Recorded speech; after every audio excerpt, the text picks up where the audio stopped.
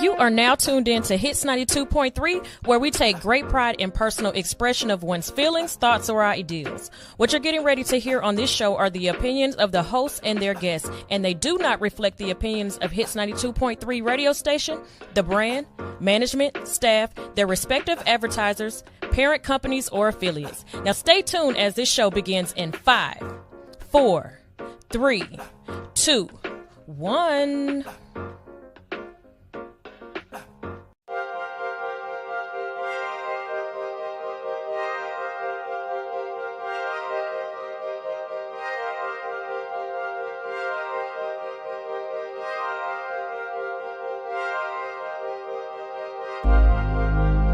Every day is a new choice.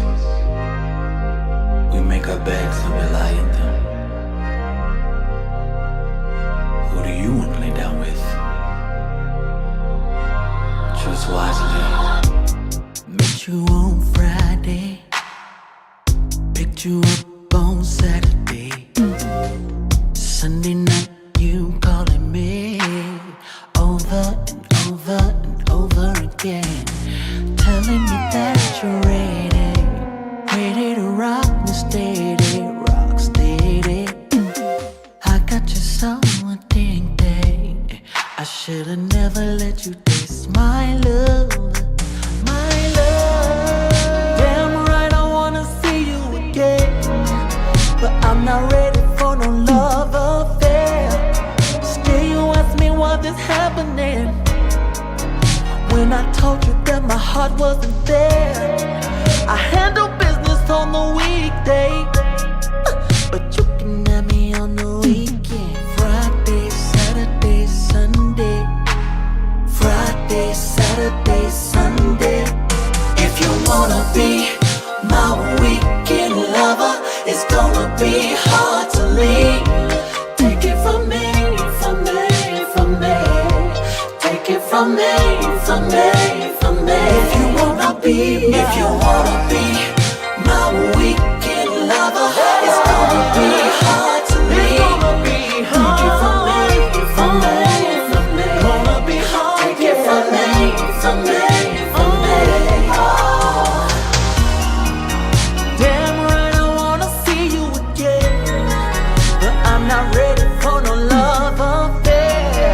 And still you ask me what is happening, when I told you that my heart wasn't there.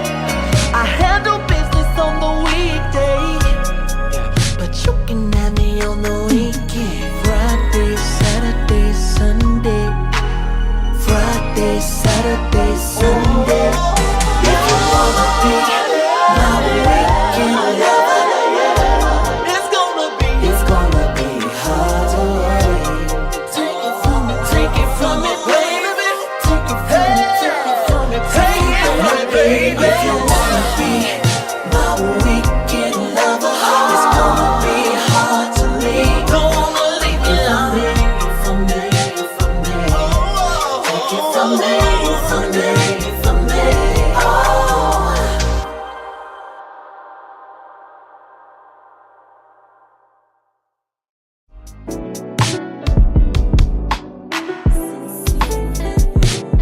Shield.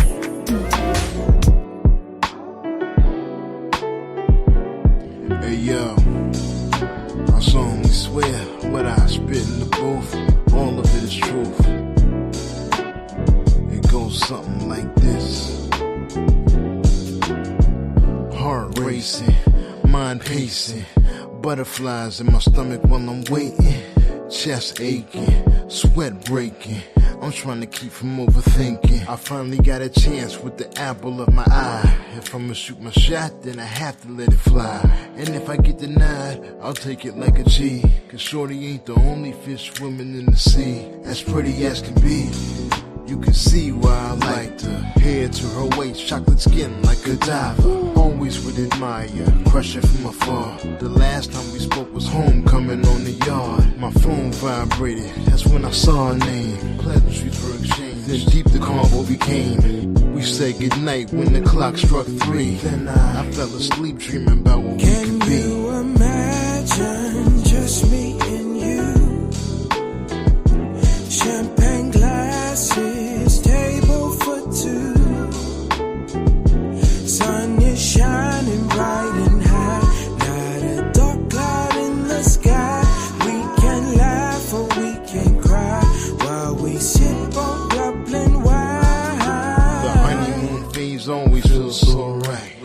quick morning text, FaceTime at night. It's been a minute since I crushed like this, but I ain't tryna put my feelings and my trust at risk, so I got my guard up, but I feel something strong. She got me up all night singing these love songs, but I realize I gotta take it slow, so we could build a friendship and give it time to grow. We was the perfect match, fire and air sign. So much in common, like we shared the same mind. She knows she bad, she recognize her worth. She won't settle for less, so I gotta put in work. I learned my lesson from the last when they got away. You want that girl, then don't hesitate another day. And I'll be damned if I ever blow the chance. So I made a date and told her cancel all the plans. Can you imagine just me and you? Champagne glasses, table for two. I've been waiting all this time to tell you what's on my mind. We can make a love divine that is sweet as Dublin wine. Heart racing, mind pacing, butterflies in my stomach while I'm waiting. Chest aching, sweat breaking. Now I'm suddenly overthinking. Today I made some plans with the apple of my eye. A picnic in the park, sunflowers and some wine. But much to my surprise, I messaged her my phone. She said she couldn't make it. My face went to stone. I knew something was wrong. Thoughts start running through my head. Was it something I did? Or was it something I said? Now her phone's dead, text not going through. She played me like I was green. Blocked my number out the blue. I sat there heartbroken in the worst kind of pain. But it is what it is. Gotta charge it to the game. But it's her loss and my lesson to gain. Now I know my worth and I'll never hurt again. I once imagined just me and you. Champagne glasses, table for two. Thought you were one of a kind. How could I not see the signs? Gotta leave it all behind and pour out this Dublin wine. As I pour out this Dublin wine, Carolina red with sweet muscadine. I think about the moments that we could have made in time. Sipping on the glass where we laugh and we dine. I could have been hers, she could have been mine. Now she's just a memory I wanna leave behind. Damn, I hate to waste this Dublin wine. I bet it would have tasted divine.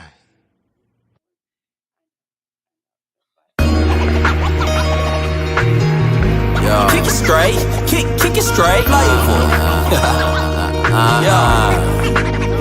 Kick it straight, flavor. Flavor, ate it, baby, kick it straight. Yeah. Somewhere around September 84, I went to a party with Pops and left with my mama. Back 3 trimesters later, welcome one hell of a summer. Big boy, I tell some shit. While I ain't gon' sit down, I got my ass whooped. That took till that feeling wore down, and that was fast. So that I asked myself if I wanna repeat that shit and get beat or try something equally thrilling. Not so Knievel, but close enough, even he do a grimace after I witnessing all the pressure I breezed through. Hey, this baby, the need for this enigma. Yo, hey, got a different flavor, you can savor indeed, post to appease ya. Yo, hey, take time, filter that stuff out your way that ain't gon' feed ya. And never get close to them suckers, they deep wanna deceive ya. In the 80s baby's hot, in the 80s baby's hot, in the 80s baby's pot, full of chicken pot pie. Baby, 80s baby's pot, full of collard greens. Got the 80s baby's flavor. We got the 80s baby's flavor. 80s baby's pot, full of chicken pot pie. The 80s baby's pot with the collard greens. We got the 80s baby's flavor. We got that flavor you can savor. Speaking from the old school, we are not of the same. Play a dialogue, interpreting the height as a flame. They think it's all about fucking bitches and rocking a chain. But they mind frame is not in my binocular range. They can be lame with a L, but I'm with cash with a K. And a couple dimes, fiending for us to blast them away. Fucking with a player, she wouldn't dare ask for the pay. Cause the Decatur baby, I'll leave her ass in the A. She ate that baby pie full of collard green neck bone. Big show with the flow, get flexed on. I remember making plays on the mid-phone, cooling with my partner Jack Pie by the X-on. 12 were hating cause I was fresh with the dreads long. Not a smidget of a sucker in my flesh bone. Flying higher than an Android tech drone. 55 Chevy sitting pretty like a red bone. In the 80s baby's pot, full of chicken pot pie. Baby, 80s baby's pot, full of collard greens. We got the 80s baby's flavor. We got that 80s babies flavor. Yeah, 80s babies pie full of chicken pot pie, baby. 80s babies pie with the collard greens. We got that 80s babies flavor. We got that flavor you can savor, yeah. 80s baby's the greatest human experiment gone right. But as for us, that's just tough. Cause the generation after us is after us and after each other. Can't kill each other fast enough. But this ain't the end all. You ain't gotta pretend, dog. Remember your independence. We begin and we end all. You ain't gotta follow them suckers out on the limb fall, fracturing your extremities, hindering your ascent, dog. Just feed your family, man. It be more important when you about 50 or 60 and looking back at your portrait of life. You like it's more than this. I compare this too much to hell. Hustling, but I feel like I'm a hare in a tortoise shell. Had a nightmare, I felt like I was a werewolf in tortoise shell. Clean off my back and I ain't looked back since. 80s babies, you get the flavor and passion. Been governing my tax with this southern in my accent, pimp.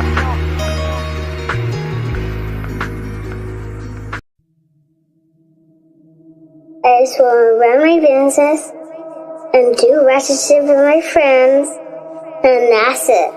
That's it. That's it. You are now tuned in to All Hustle and No Fear with your girl, the Hood Unicorn. Come on, let's go. Back against the wall, last name against the ropes. Middle finger stretched, if you thinking it's a joke, tell my friend I'm about to blow, about to blow, about to blow, about to blow, about to blow, about to blow, about to blow.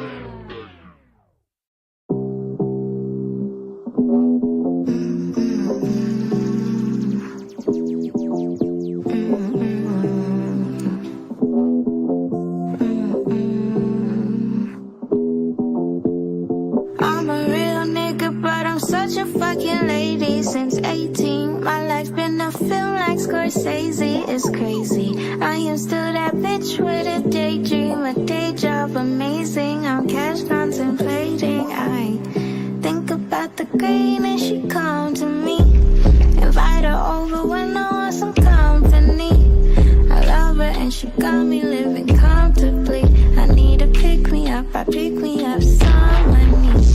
I got it out the limo with eyes. I think it's in my blood to cry.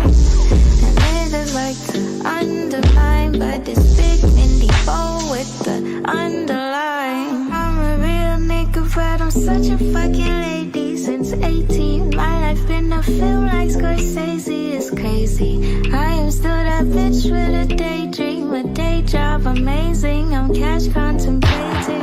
I think about the green and she come to me. Invite her over when I want some company. I love her and she got me living comfortably. I need to pick me up, I pick me up someone. I just dug your bro out and then I took his hoe out. Told me showing skin is a sin, I took some more out. Like I could give a fuck about your rules and regulations. I could give a fuck about the bullshit that you saying. I got bigger balls than any nigga you know. I take all my calls on my other cell phone. They like, oh wow, she about to blow, they late. But anyhow, nice of you to show. I'm a real nigga, but I'm such a fucking lady since 18. My life been a film like Scorsese, it's crazy. I am still that bitch with a daydream, a day job amazing. I'm cash contemplating. I think about the green and she come to me. Invite her over when I want some company. I love her and she got me living comfortably. I need to pick me up, I pick me up somebody.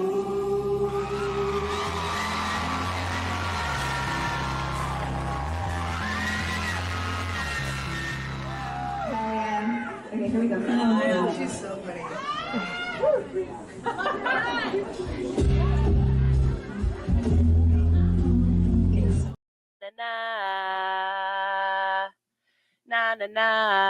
What's up, y'all? Hey, how y'all doing out there? It's your girl Sunshine Rain, aka Griselda Blanca, aka You Need a Motivator, aka the Party Starter. But you tune in every morning because I was with Usher. I was with Usher on Monday. Stop playing with me. Ooh. Okay, my bad. What's up, y'all? How y'all doing? What's up? What's up? What's up? I know I wasn't here on Monday, but I told y'all on Friday that I had something to do, and that's exactly what it was. So everybody that's been following, we've all been working together on our businesses. We've been trying to make sure that we pop it and everything. And Monday for me was a really dope experience. I got a call from the Boys and Girls Club, and as you already know, I've been in contact with that Boys and Girls Club because I'm trying to get my after school program there, my digital media master's program there.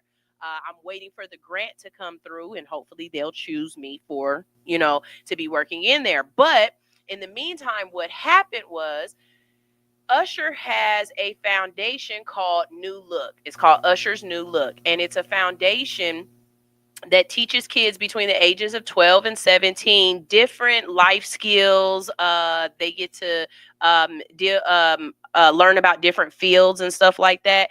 And what he did was the Jay Whitehead Boys and Girls Club off of Langford Parkway. He took that area. He took an area in there and he turned it into a complete state of the art studio.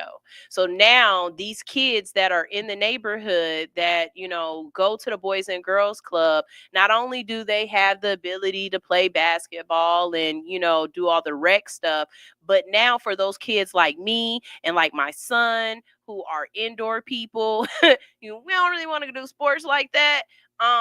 They have a place where they can expand their mind and their creativity. And so in there, they've got these big TVs.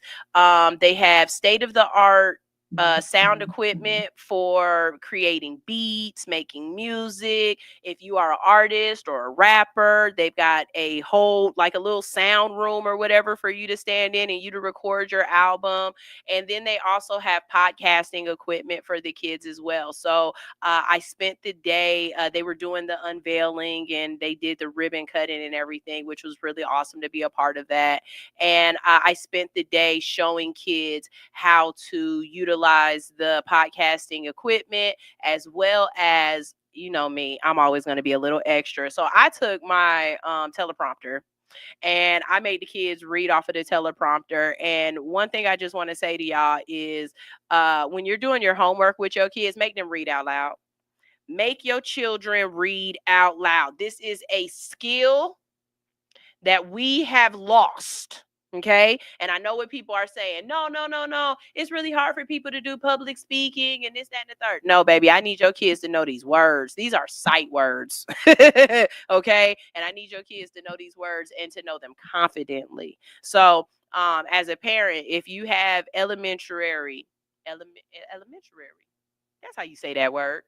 I've been saying it like that forever. If you have elementary, if you have middle school or high school or junior high school kids, it does not matter. At this point, if you got college level kids, to be perfectly honest with you, before you go out on a date with somebody, make them read out loud.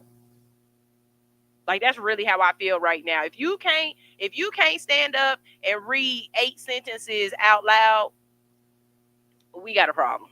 We've got a real problem. These people vote.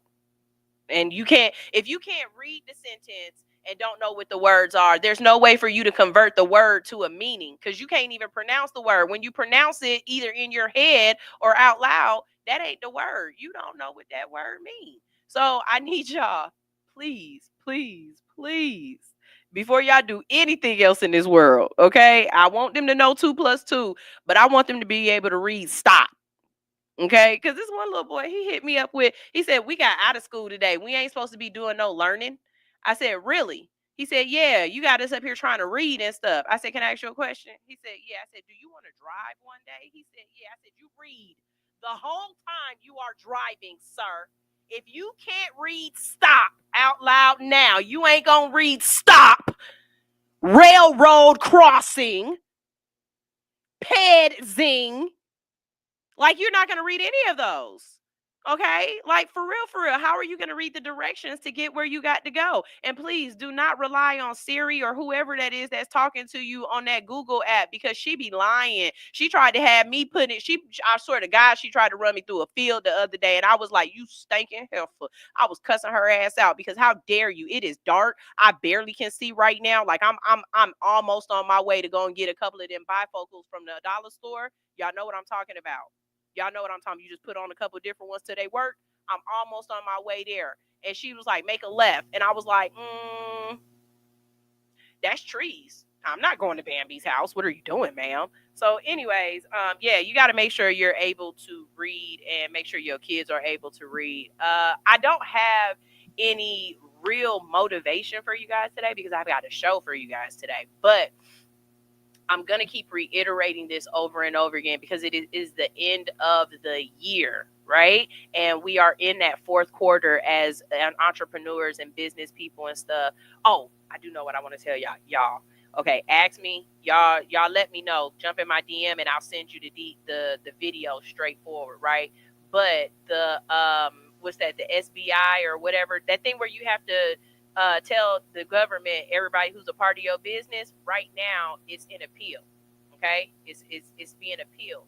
So I'm not saying don't fill it out. I'm just saying you might have a couple more minutes to fill it out. Okay, and if you're waiting to see what's going to happen, just know they might not change the date that it's actually supposed to be due. So that January 1st date that you have to have all that stuff filled out by, play with the government if you want to, but right now I'm not trusting Donald or Elon for anything, okay? And so just do what you're supposed to do. But I will send you the information after listening to it. I think I'm still gonna fill it out just because I don't want to get hit with that $500 a day fine, and I got 3 different LLCs under my name, so that's $1,500 a day.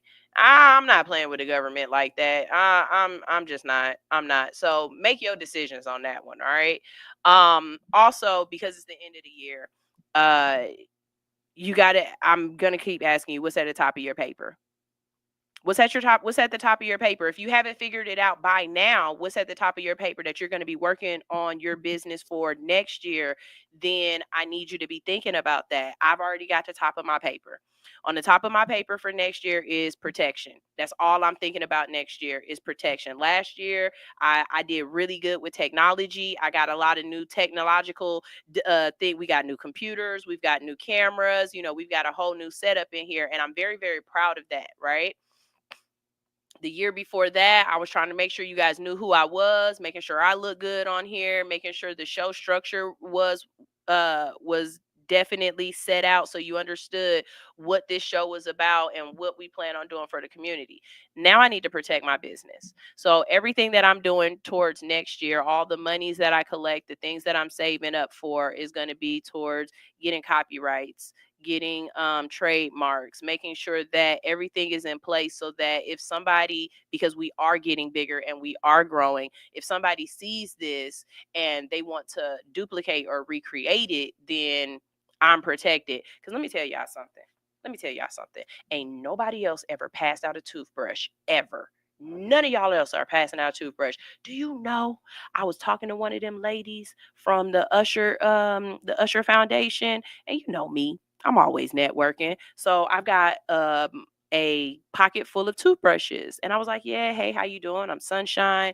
I'm the station director for Hits 92.3. I also have my own show every morning from 8 to 10. It's called All Hustle, No Fear. Here's an All Hustle, No Fear toothbrush so you can keep my name in your mouth. She was like, oh, that is dope. And I was like, yeah, I know you like that, don't you? You're going to remember me. She looks over at this other guy and she's like, we need to do this for the Usher Foundation. I said, no, the fuck you don't. It came out so clean. No, the fuck you don't.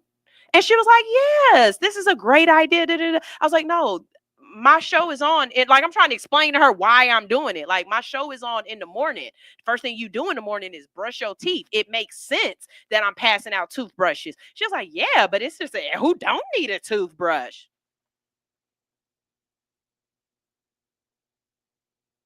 Ma'am, tell Usher to stick to the cherries. Do not take my shtick, okay?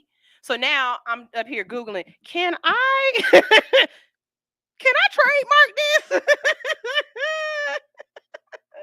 Because I don't want her taking this from me. If I see Usher passing out a toothbrush, the way, all of y'all better troll him for me, okay? Because how dare you, ma'am? But no. And she even said to my face, she was like, "Girl, imitation is the highest form of flattery." No, the fuck it ain't. No, it ain't. No, it ain't. I wasn't trying to be an influencer on this one. This was me marketing. Do you know how much I pay for these toothbrushes, ma'am? Stop playing with me, okay? Like I go to a whole dinner let me stop. Anyways, don't play with me. You know what I'm saying? So that's what's on the top of my list for this year is to protect all hustle, no fear, to protect all of the things that I say, to make sure that going forward, if it does and when it does blow up the way that it needs to, Digital Media Masters, Hood Unicorn, Sunshine Reigns, all hustle, no fear, anything that I have my hands on that is very, very important to me and needs to be protected will be protected. So again, I ask you guys, what is at the top of your paper? What are you working on this year? What are you trying to make sure is still moving forward? Because we always talk about that big goal that we have, right? But it's not about the big goal. It's about the little things that you're doing every single day to get to that big goal. We're not going to get that big goal in one day, but we might be able to take a little spoonful of it every day to make it a smaller molehill. Okay. So let's say good morning to everybody in the chat room. We got King in the building. Good morning, good morning, good morning. Teacher Anitra is here and she says, "Good morning, my all hustle, no fear loves." Ronye is here. Ronye, I did not make up my bed this morning. My bad. I know I should have did better, but I didn't. I cleaned up my side though, but I didn't make up my bed this morning. It's good to see you here. We've missed you. And he also says, "I love this for you." I appreciate that. General Sue is here as well. He said, "All right, my ninjas. Good morning. Good morning." Before we get our show started, let me go ahead and just let you guys know we've got some new music to play today because some of you guys are sending in your music for free music promo December. So if you have music and you want a promotion, you want it promoted right here on All Hustle No Fear, like I said, all you have to do is check your email. And it's already in there if I already have your email address. If I don't have your email address, jump in my DM, send me your email address, and I will send you the information that you need so that you can submit your music. I do have 2 new songs to play for you guys today, and you already know how this goes. Is it a sleeper or a keeper? You got to let me know in the comment section if you want me to play this song ever again, because they didn't pay for promo. This is free. So they get one spin. Okay. But y'all know too, if we love it, we steal it. It's ours. We keeping it. Whether you pay for it or not, we like the groove. Okay. So when I play the music, y'all make sure y'all not only follow the people, I'll drop their information in the comment section. Follow them, show them some love if you love it. But let me know, do I keep it or do I release it? Okay.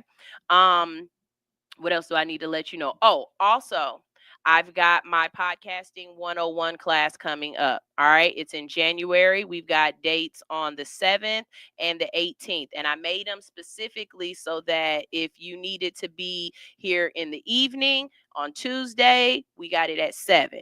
If you need a morning one on Saturday, it's at 12. It's in the afternoon. So you can't say, "I wasn't able to make it." I made it so that anybody could be able to get in on it, right? We already have some RSVPs. Shout out to Samaj. I see Samaj out there. He RSVP'd. Hey, boo. And I'm gonna teach you guys my method of editing content, creating dynamic captions, and both of those will be using AI to do that, and then taking that information and putting it into a scheduler app so that it schedules the information for you and you don't have to be on social media every single day. I know it looks like I'm posting something every day, but I swear to God, I uploaded that a month ago. Okay. As a matter of fact, I went viral on TikTok twice this week with videos that I posted a month ago and didn't even know that it was scheduled for them to post yet. All right. So make sure you guys sign up for that class right now. it's free. But just like Birdman said, the price can change. Okay. Yesterday's price was not today's price. I'm giving y'all the first 2 free, letting y'all come in. And then after that, like a drug dealer, I'm going to charge y'all. Okay. So y'all make sure y'all RSVP at allhustlenofear.com. That's allhustlenofear.com. Ooh. Okay, y'all.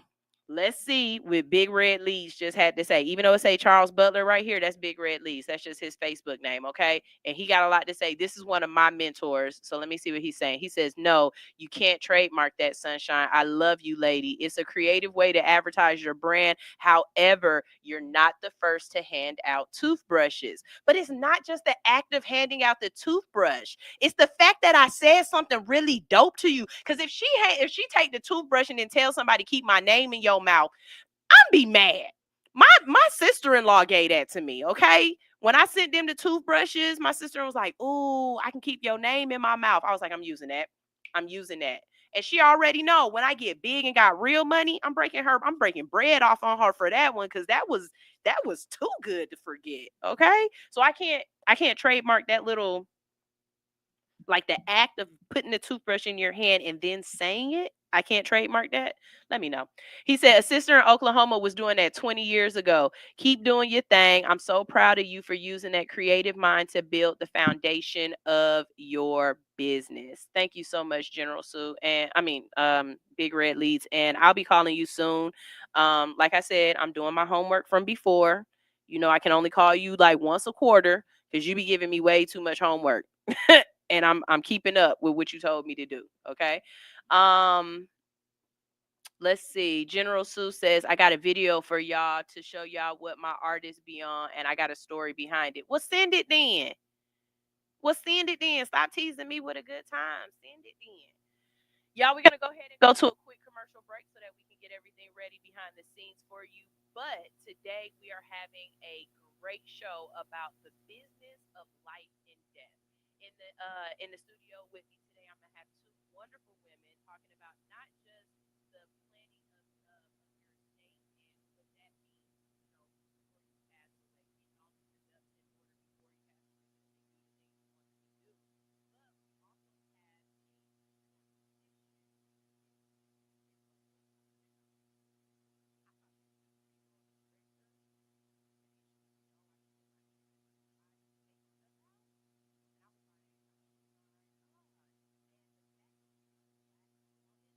we also have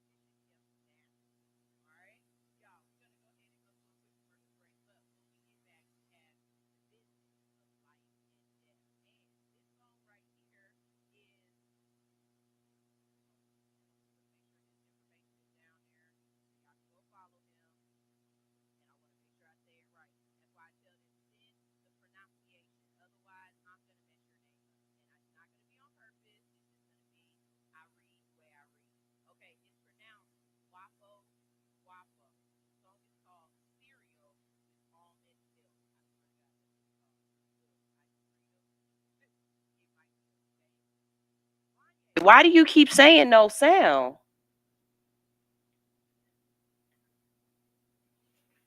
Why do you keep saying no sound? Does anybody else not have sound? Because I'm turning on my TV. Yeah. Okay, now hush. The sound is low. Okay. All right, we'll go on a break and I'll see if I can fix that for y'all, okay? We can hear fully now. Okay. I didn't do nothing. I swear to God, I ain't touch. Now I didn't touch nothing. I'll figure it out. Y'all, here's the song. Here's his information. And y'all figure it out. Make sure y'all good. Y'all, somebody just called me if it ain't good.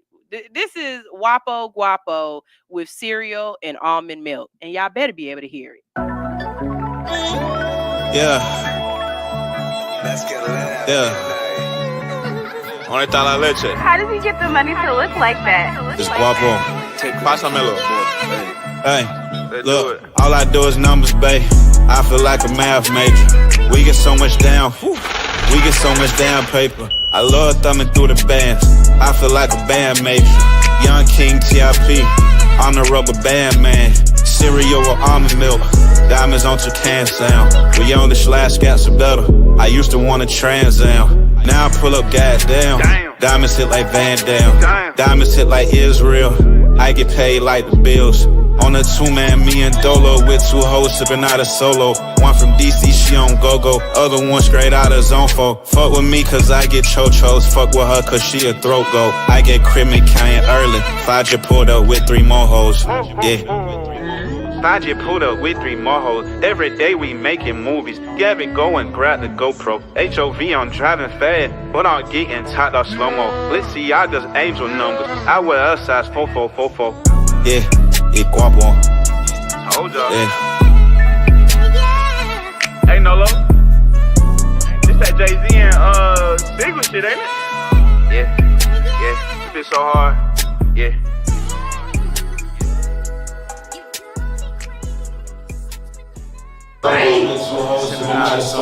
One from DC, she on go-go. Other one straight out of Zonfo. Fuck with me cause I get chochos. Fuck with her cause she a throat-go.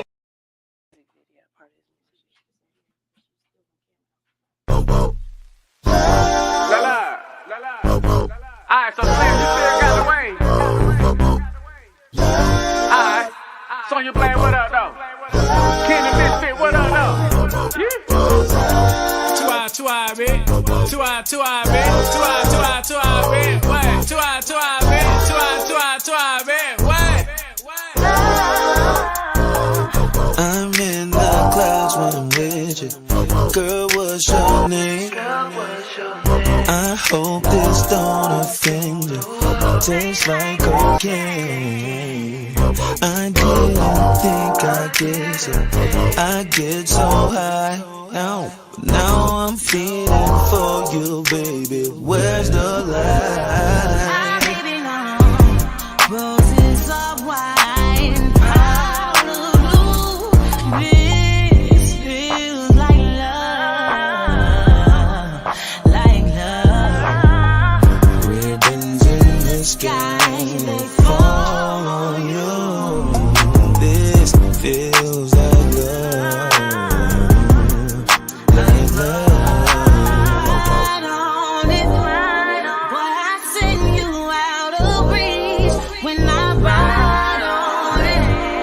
What you lacing in my weed, put my life on mine. Well, you know just what to do.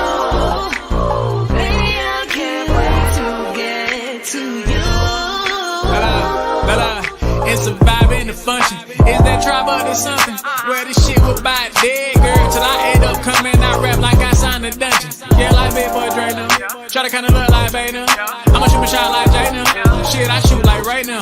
Home team girl like straight now. On God, let the Lord make a way now. If you scared, go to church like gay now. But ain't scared, I'm with a DJ now. She said I pass on the hot movie blade now. But I like them blocks, okay now. Shit, I shade them. I said, girl, your love is so guitar. Now let me play on that. I play your favorite song, God Clash, let me stay on that. I knew it was a smash when I featured Sonya Blade on that. 4 years later, caught her up and hit replay on that. Girl, I had you spending all your funds. Hit you this rockin', you think that I'm cheating Peter Gunn. Say some shit like, nigga, did you smoke crack before you came over?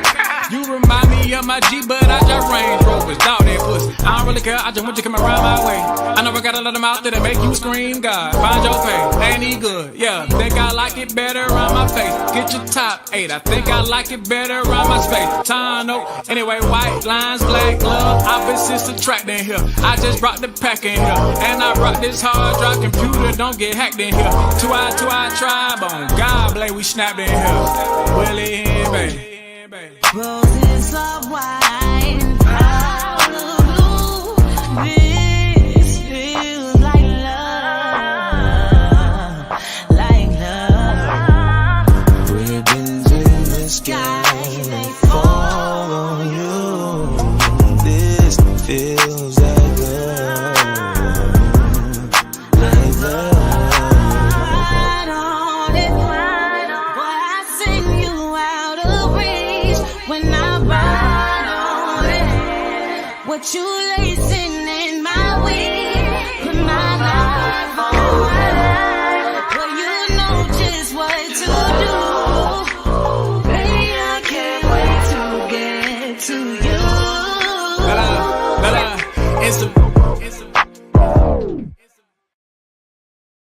And you already know who that was. That was Willie MF and Hen. That's right. And White and Powder Blue with Sonia Williams. Y'all make sure y'all go check them out on all social media networks because they are popping. Also, the song that we just played earlier, like I said, that was Guapo Guapo. All right, with almond milk, cereal with almond milk. If you liked it, make sure you go follow him. There's all his information and drop it in the comment section. Sleeper or keeper. Let me know if we're keeping that song or not. I didn't get a chance to really listen to it, but I'm going to play it again. I'm going to play it again so I can listen to it. Now, in the building with me today, we have two wonderful women talking about the life and death of like the business of life and death. All right. So first, I'm going to let them introduce themselves and give you all their credentials so that you can know why you need to listen to them. So sitting next to me, we have. I am Latasha N. Grant, and I am a licensed mortician, meaning I'm a funeral director and embalmer. It's a dual license. So I'm here today to talk to you guys about things that, you know, our community is kind of ignorant on and doesn't realize a lot that goes on in the death care business. Okay. Oh, good morning. I don't even know where I'm supposed to look. Good morning. Oh, you can look right here, like right there. Either one. I got you. My name is Rachel St. Fleur. I am a native of Decatur, Georgia. I graduated from the University of Georgia for undergrad, and I went to the University of Arkansas, Fayetteville for law school. And when I graduated from law school, I started off as a staff attorney for the probate court. So that's where my experience comes in from. And I tell everybody the probate court is everyone in your life. You have to go through the probate court. Either if you want to get married, if, you know, when someone dies, throughout your life. And we've worked probably hand in hand, not necessarily together, but when someone dies, you have to come to the probate court. And so that's, and then of course, if you want to get a gun license, so it's like, you know, that was my first introduction to the law as a staff attorney. And I did that for roughly 5 years, but probate is still roughly 60 to 70% of my practice. Really? So I guess I'm here to just talk about why it's important to make sure that you have your house deed, your bank accounts, everything in order so that your family will not be struggling and suffering when you pass away. Because, oh my gosh, like when I tell you, people act completely different when you die. Like when someone dies, there's a certain level of entitlement. Me and mama was cool. Me and mama was better than that. And I've seen people, they make fake wills. They start selling off property that you're not supposed to. It's just a shady, sometimes it can be, I mean, I'm not gonna say it's not the business of probate, but when people die, people just adopt such a shady mentality. And I'm like, are you serious? Like your mom or your dad would be rolling in the grave right now if they knew the type of behavior that you were exhibiting. But that's why I'm here to talk about, making sure that all your I's are dotted and your T's are crossed when it's time for you to go. So I want to make sure we know what those I's and T's are. I feel like, especially in the Black community, because death is one of those things where it's like, oh, well, we're not going to talk about mama dying. I don't want to think about that we don't even think about the the letters that we don't know in between, right? And for a lot of us, the first time that you have to deal with that is when someone close to you passes away. Your aunt passes away or cousins or whatever. You kind of reserve from that. That's their problem, right? But it's not until it's your child, until it's your spouse, until it's your parent that you really learn some of the things you have to learn, right? So let's start with you, because it starts with you and then it kind of ends with you. You send them to her. You the right. You the last person. Really? It starts with her. They come to me with the nonsense and I send them to her. Okay. If the person died, it's like, if we just take a scenario, if daddy dies, daddy's gonna go to her. They're gonna go to her first. Well, but before daddy dies, shouldn't he have already had some stuff set up and he should have been talking to you, right? Okay, so let's start with some of the basics, right? I just recently had somebody give me a packet of paper, and it basically just said, this is your will. Like, you can use this as a will.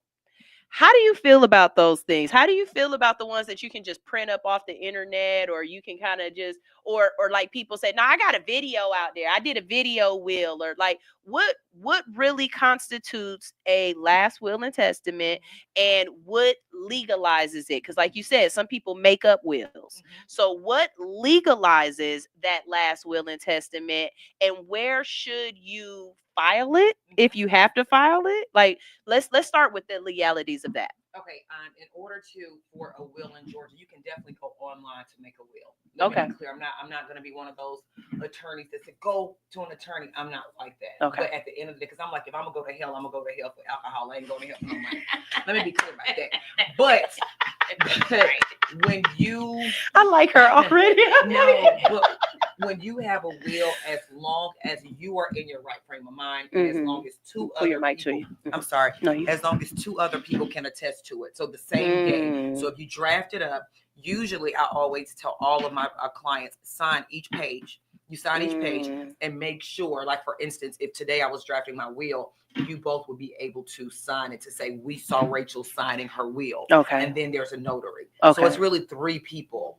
Sometimes the courts can be funny about the notary being one of the witnesses. So I just try to do it clean. So it'll be like you two would sign. There's a self-proving affidavit on the back of your will. It's like the last page. That basically says, I have seen Rachel sign her will and she was in her right frame of mind and she wasn't suffering from dementia. She wasn't, she didn't have any mental incapacities when she suffered it. So again, when she signed it. So again, you can literally draft it online. It can be one of those, but when you sign it, it has to be signed in front of two people that's not receiving anything. Like, I don't know you all. So you're not my cousin. You're not getting anything. You have to be disinterested witnesses, meaning you're not gaining. And that's a problem a lot when you have like a family member trying to sign, but you're trying to get, that makes the will invalid. Okay. So there's certain things that will make it invalid. Okay. So if I was going to gift you, let's say $10,000, you can't sign my will because you're not disinterested now. You see what I'm saying? You're gaining something from. So you want to make, so you gonna say anything you want to say anyway. Makes sense. Makes sense. When it comes to, because right now I'm thinking about men. When it comes to men who have multiple children by multiple women, right? Or you have, let's say he might have been married and had we got a little somebody down the street. You know what I'm saying? What are the legalities with that? Are all heirs entitled to the estate? Or she's shaking her head like, hell no. No, she's shaking her head. No, I'm following. I'm loving this. Are all heirs entitled to the estate because they are an heir, or do they have to be in that will to be able to stake claim on that estate, or do they have to be a beneficiary? Okay, that's a great question. See, the thing is that usually when you have illegitimate children. Mm-hmm. We're going to call them that. Okay. And if, let's say, dad does not recognize them in the will, he doesn't say, hey, I have Latasha from this previous relationship. But if he doesn't acknowledge this illegitimate child at all, that child can come and do a petition to determine heirs. So they're saying, look, my daddy left me out. I need to be included. So then once the courts, regardless if he has a will or not, they're still going to give that illegitimate child a piece of the pie. But mind you, if he at least acknowledges to say, hey, I have 3 other children, I'm writing this will, identifying them, acknowledging that they are my children, I wish not to leave anything from them, then they will not get anything. But you have to at least acknowledge. Does that make sense? That definitely makes sense. At least acknowledge, but it's like if Easter's baby mama just come from, they can try to contest it, but 9 times out of 10 they're not going to be. It's not going to work in their favor. Would they have to have a DNA test done? Usually the illegitimate child can have a DNA test with like a living family member. Usually it's like maybe like the grandmother, or sometimes they'll do the siblings, but sometimes you'll find out that sibling wasn't a I watch paternity court. But the best thing to do is like so usually it's gonna be like I'm not gonna say the real family, but the family that's the picket fence, the nuclear family. Yeah, they're gonna say, oh no, such and such is not a part of this family. So of course they're gonna want to refuse to do a DNA test. But usually when people die, I mean, and maybe you can answer this question, that there's maybe like a blood sample sometimes. You could sometimes they'll do that. Okay. Do it timely. Now, I just want to let this be known. You guys can jump into the comment section and drop any of your questions that you have. Please do not call us, because I'd have to walk all the way around to go answer the phone. So don't call me. But I will put the invite link in, and if you are dressed and you look decent, okay, you can hit the invite link off of YouTube, and we can be able to see you and hear you, and you can ask your questions as well. All right. Right now, I'm just going off of the questions that I feel as though us as a community, we might have, just a little bit of shadiness in there, and we're not sure. But this show is for you guys. All right. I also preface each show with asking you guys, what are questions that you wish people knew that, more than anything, you keep bumping your head on this one and you like, here go another one. If you just knew to do this before you got here to me, we wouldn't have these problems. Well, a lot of people need to get life insurance. That's for sure.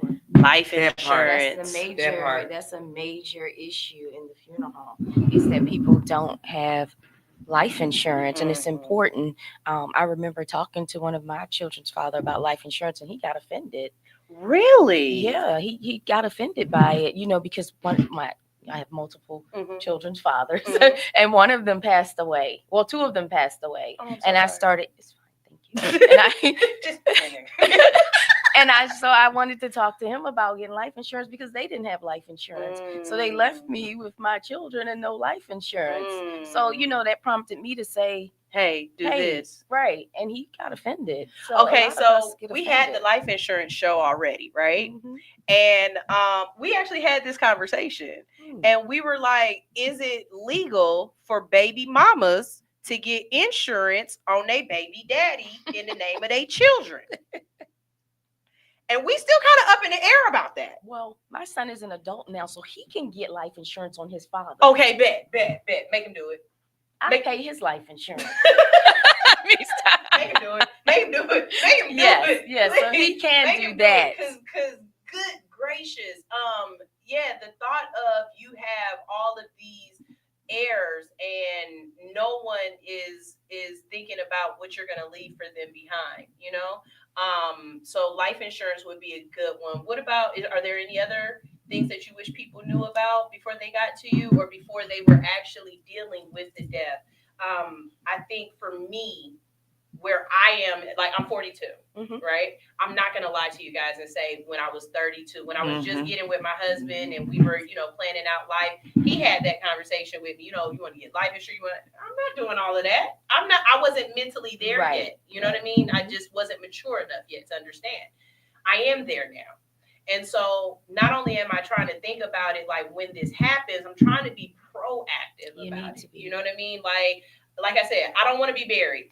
Please don't pay for no plot in the ground for me. Mm-hmm. You know what I'm saying? Don't put me in no dirt. They do have burial at sea. You don't have to get buried like a Viking. Okay, no. So I want a Viking burial. I want y'all to put me on like a Game of Thrones or something like that. Yeah, I want you to put me like put her on a raft and set her on fire, float her out. On fire, just push me out there. The Navy can take you out to sea and drop you. They'll give your family the longitude and latitude of where they dropped you. Okay, I'll look into that one. Yes. You can do a burial at sea. You don't have to. I want to be buried at sea. I do. So cremated and then no. The casket remains. Oh wow. Yeah, the casket So is that a thing? It's not a big thing because a lot of people don't know. I literally just learned more about it. I went to a convention recently because I don't want to be buried in the ground either. I love the ocean. So they drill like holes in the bottom. It's a casket you have to have where it drills holes in the bottom. And they float you out to sea. It takes a while, 6 months to a year. Your body would still be in that casket waiting for them to take you out. They call your family and your family would have to, the funeral home would have to get you to the spot where the military picks you up, and then they take you out on the boat, and they drop you in the middle of the ocean. That's dope. That's dope. I mean, that's dope. I do like that. But she's like, I don't know about all that. No, I mean, it's just the idea of being in the ground. And then you laughed at me when I said this, but I really feel like after, like, okay, if it's a funeral home that's been in the works for years, like, you know, this been around for a while. I really feel like after the people die and the family members is probably gone, that they just dig up that space and then rebuild. They do not. They absolutely do not. No, they do not. But I do remember there was a legal action against someone that did that. I think it was like in Georgia. Really? And they were like, talking about that funeral home up north. And they were doing something shady with that. We usually hear cremation stories. Right, the cremation stories. It's the cremation stories that we hear a lot about. Yeah. We just had one where they were talking about it was 195 bodies just off in the corner, and they took the cremation money and just left the bodies just as is, just in the corner, just sitting there. Meemaw just laying there. Yeah, that's unfortunate. Meemaw just laying there. Meemaw just laying there. But you asked a good question about what I wish that people would know before, I guess, before they transition, is that a big thing is bank accounts. A lot of people don't know that you can do a POD as a payable on death, because I mean, I will say this, and I think it's very common, especially in our community, is that whoever passes away, like they're probably the breadwinner anyway. So you have to think about it. To go through the probate process, that could take 6 to 8 weeks to 3 months to 4. Like it can literally take, and it can drag on when you have those situations where you have the illegitimate child. It can literally drag on. I think I had a probate that lasted over a year. And so you have to think about it. That means the money, everything is tied up. And if the breadwinner, if you don't have access to that bank account, some of these people are struggling because they're about to go through a foreclosure, because they need. So you would still be allowed to use that money? No. If there's a payable on death at the bank, and that's a lot of people don't know that provision. So you go to Wells Fargo, you go to Bank of America, you say, hey, like for me, I have a daughter. I'm like, okay, I want to put my daughter, her name is Rainbow. I want to put Rainbow as a payable on death. She doesn't have access until I die. Right. So, or I have some people where they'll just do a joint account. So even if I pass away, then, my daughter Rainbow would automatically have access. But if I don't want that, I'll just do a POD, and all Rainbow has to do is show them my death certificate, and they'll automatically give her access to my bank account. And a lot of people don't know that. And I think they should. I think that, and it's very important because it doesn't tie up my money. Right. She automatically gets it. She can use my money to pay for my funeral. Like, I think the fact that you made a comment about life insurance, that's a big thing that a lot of Black people don't know about. Yeah. You have to get that life insurance. Yeah. You have to get it. I know my mom, she passed away, unfortunately, last year. And I was just so grateful, had no idea. I mean, it wasn't a big policy. I think she had like a $10,000 policy, but that was, I had to pay for everything. Right. So that was something that I didn't have to pay for. Yeah. I have policy on my mother for that reason. So let's talk about paperwork and where we're supposed to put it and what we're supposed to do with it. Because I am horrible with paperwork. right? And so you hear some people say things like, put it in your safe deposit box or things like that. But where would you tell people to put the most important documents, and who else should you tell about those documents? Because you want to tell your kids and stuff like that, or you want to tell your spouse. But let's say you're in a car accident and you and your spouse go at the same time, and your children are small. Telling your children doesn't matter at this point. You know what I mean? So, what instances or situations should you tell people where to find your paperwork, and what paperwork should they know about specifically? Well, with wills, I always tell people to make an electronic copy. I always tell people and send it to 3 or 4 and email it out. The executed copy, the ones that signed, the ones that notarized, because even if you cannot find the original, the courts will accept an electronic copy. Okay. So that's why I always tell people, because at the end of the day, I always tell people to email it to like 2 or 3, people that you trust. It doesn't have to be a family member. But also you ask business partners. You could definitely do that for a business partner as well. Business partners. Mm-hmm. And then also, when you have your physical will, take it to safekeeping in the county where you live. Like, for instance, I'm in DeKalb, I'm a resident of DeKalb, so I would take my will and I would give it to the probate court. It's called for safekeeping, and it's only $25. You give it to them, and let's say I move to Fulton or Cobb, wherever, upon my death, Fulton and Cobb can call DeKalb to say, hey, we need that will over, and they'll send it over. What about different states? They do the different same states. way. Okay, bet. So you don't have to move your will. They'll say, your family member would say, okay, well, she was a resident of DeKalb when she filled it out. DeKalb County has her will. Okay. And so then that state will call, and DeKalb County will send it over. So that's all, and it's only $25. That's not bad. And then I tell everybody to get a PO box. You get a PO box. You get a PO box for like your other paperwork. If it's a Georgia Health Directive, Advanced Health Directive, whatever it is that you need, like your personal things, you get a PO box, or you can get a safe in your home. The one thing about the safe is that y'all if be your forgetting house, the numbers. I have to ask my husband all the time, hey, I need my social security card out of there. What's the numbers for the safe? But he hate that. He said, "Why you won't remember it?" Hey, look, that's so crazy. But one thing about the safe is that if your house catches on fire, it's got to be a fire water safe.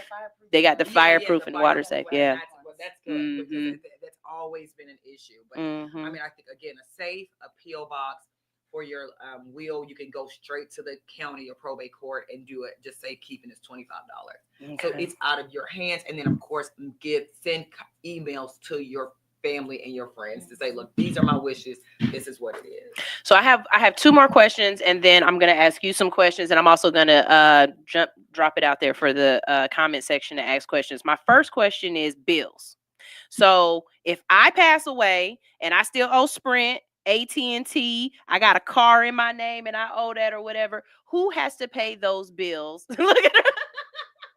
See, I'm the type of person that be like, I don't pay my bills on time necessarily, because if I die, we're not paying that bill. I just got free internet for the month. Like we not paying that bill. How does that go with, or better yet, let's say your parent lives in a nursing home or something like that, right? And they had a lease for that nursing home, or they had a lease for the apartment that they live in, and of course they died before the end of that lease.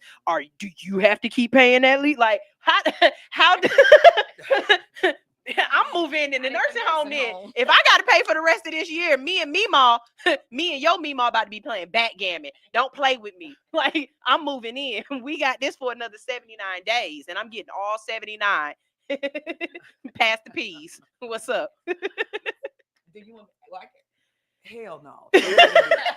Let me be clear. Do not pay them bills. Like, are you serious? I know. And I know. And then even because because truth be told, when you do a probate, no one really knows how much money is in the estate. Mm-hmm. So you can just say, look, we don't have it. Easy. If the person, to me, I always say that person's debt dies with them as well. Pretty much so. Unless you want to keep the car, unless you want to keep the house, unless you want to keep the car.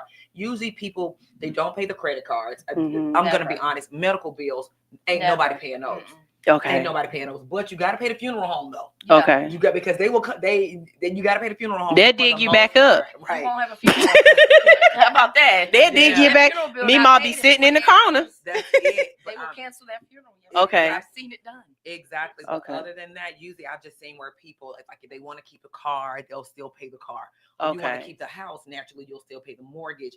And usually they don't tell the mortgage That the person. Okay. Because then you don't have to switch it over. Exactly. 'Cause you know how some Okay. people credit. Yeah. That's right. Well, what if that person was your co-signer? Does that change anything if they pass away? Not necessarily, not if you're still paying the bill. Okay. Not if you're still paying, but you know. As long as you're paying the mortgage company, not searching for your death certificate, as long as somebody paying the bill. Okay. Okay. If you guys have any questions, please. General Sue said, take that bill up with Jesus. Take it up with somebody. I know that's right. That's good. Hey, look, I'm like, Take that bill up with Jesus. I'm gonna use that. It's above me now. I'm like, look, the day I die, go to American, go to Saks, whatever, run on my American Express. Oh no! Don't tell them that. This is scammer scamville. You know how many people really gonna do that in Atlanta? Don't do that. Don't do that. You gotta be ready to die, though. Yeah. You gotta buy a whole bunch of stuff when you die. Oh man. You better get what you gonna get. Oh gosh. Okay. I just forgot the other question, but if it come back to me, but that bill thing was a big one because a lot of people get saddled or they get told that you have to pay this debt off. And I don't think that that's fair. I don't think that that's fair. The nastiest letters, but honestly, like I said, truth be told, no one knows how much money is in the estate. So really only you and your family really know. And if it's not in my name, it's not my bill to it's not my responsibility. Okay. Okay. If there's no heir, what happens? There's always an heir. And there's always an heir. An heir doesn't necessarily mean a child. It could be a sibling. It could be a grandmother. It could be an aunt or cousin. It can always be like 2 or 3 or 4 degrees down the line. But so what if you were adopted? You don't know any of your family or whatnot, and maybe you're estranged from your adoptive parent. Like, what if you really are all that's left? What if you really are, as people say, it's just me? Like, what if it really is just you? You didn't have any children. You're the only child. Your parents are gone. And your parents didn't have any siblings. Yeah, you're adopted. So everybody is the single. Everybody's just the only one. Like, what do you? Like that, people that die in nursing homes. There are people. Like that. What happens? And what happens to them? A lot of times, the nursing home gets. Then everything is with the nursing home. The nursing home pays for the funeral. The nursing home handles their end of life, everything.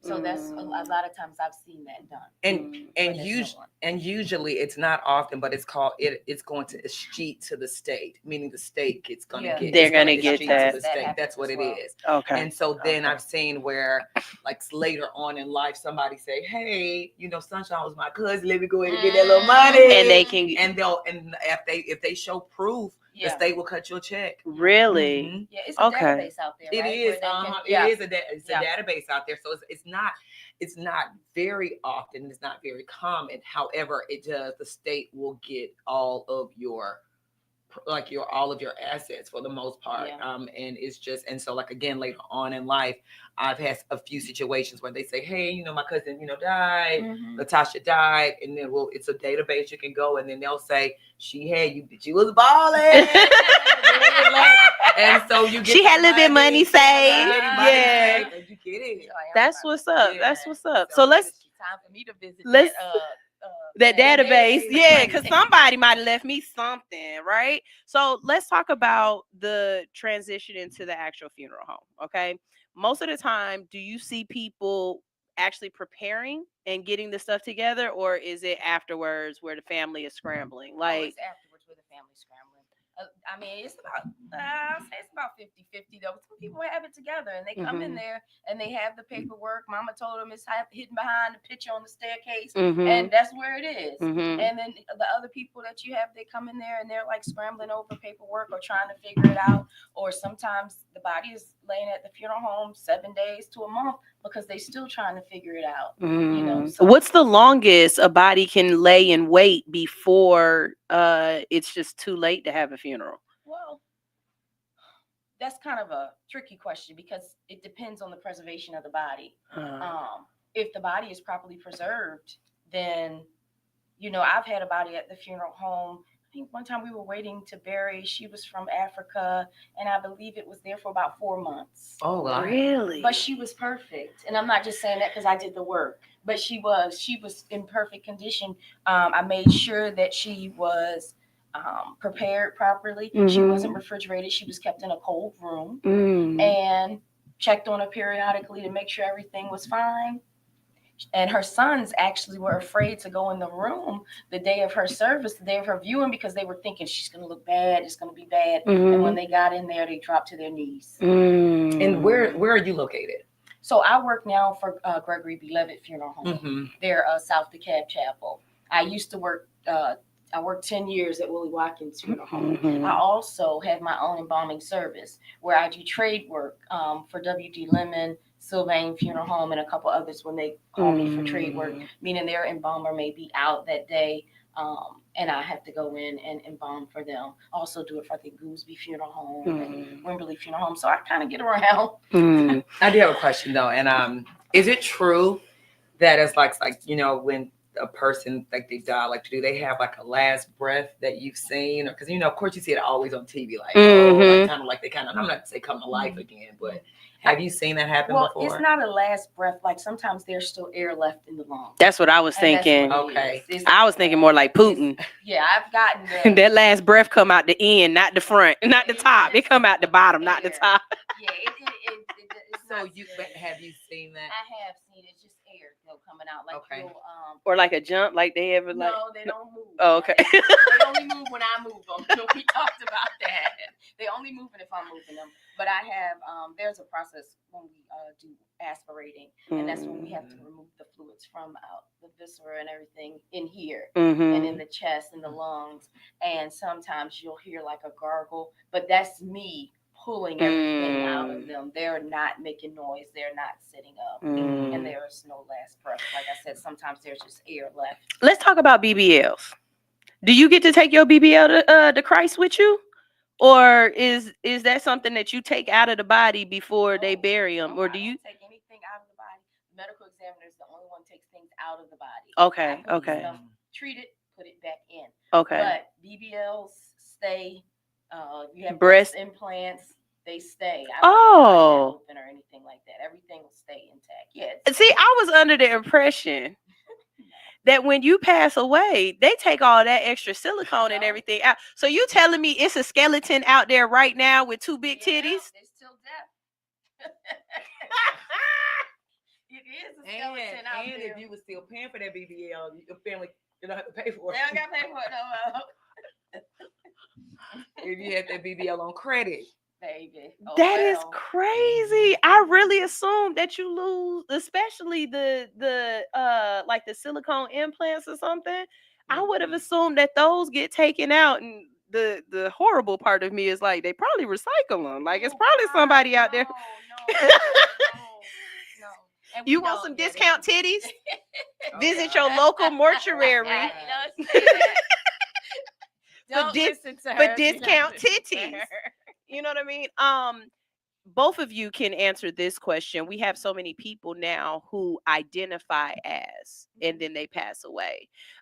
Is there some sort of legalities that you have to go through, or is there anything that you have to do to ensure that I identified as this as I was living, and now that I've passed away, I don't want my mom or my uncle or somebody to come in and be like, hey, her mama named her Cassius Clay. I'm gonna call her Cassius Clay. Right, I'm gonna name him Clay. Like is there a way to make sure or to ensure that in death you still get to go out the way that you lived your life without somebody else trying to impart their belief of how you should have been seen or how you should have been living your life, to make sure they don't do that? Is how does that work?